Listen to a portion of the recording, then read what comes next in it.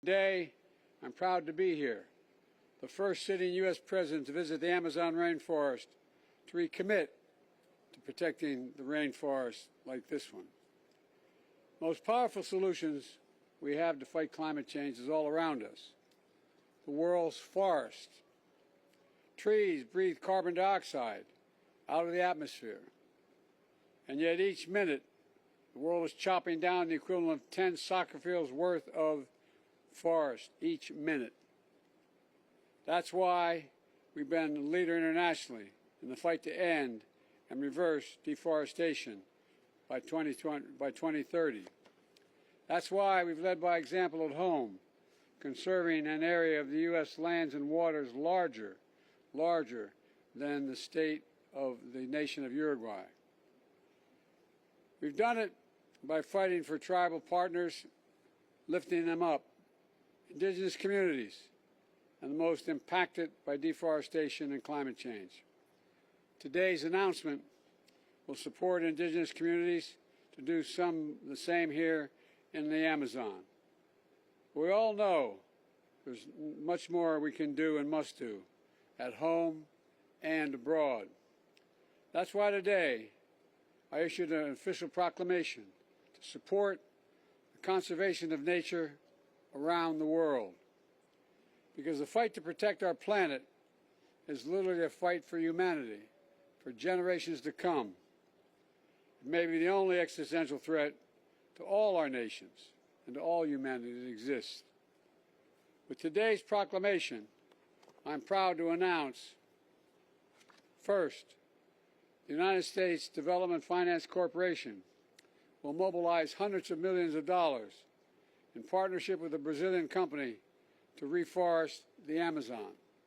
Second, we're launching a Brazil Restoration and Bioeconomy Finance Coalition to mobilize at least $10 billion by 2030 to restore and protect 20,000 square miles of land. And third, I'm announcing an additional $50 million to the Amazon Fund that's already given $50 million. Fourth, we'll provide the funding to help launch President Lula's important new initiative, the Tropical Forest Forever Fund. It's in the interest of all of us. The United States benefits from that as much as any other country does, including here in Brazil.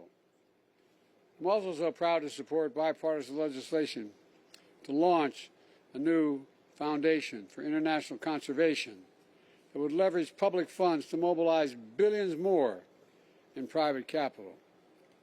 The fight against climate change has been a defining cause of my presidency. My administration first rejoined the Paris Agreement on climate change. We've launched a 150-nation-strong global methane pledge. We delivered a record climate financing to developing countries. We pledged that we would deliver $11 billion per year by 2024. I'm pleased to announce today that we not only kept that promise, we've surpassed it. Back home, I signed the most significant climate change law in history, a law that positions us to cut carbon emissions in half by 2030.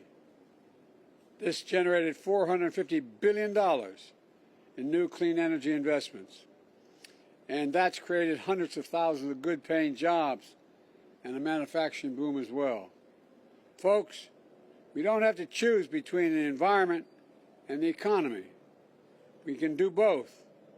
We've proven it back home. It's no secret that I'm leaving office in January.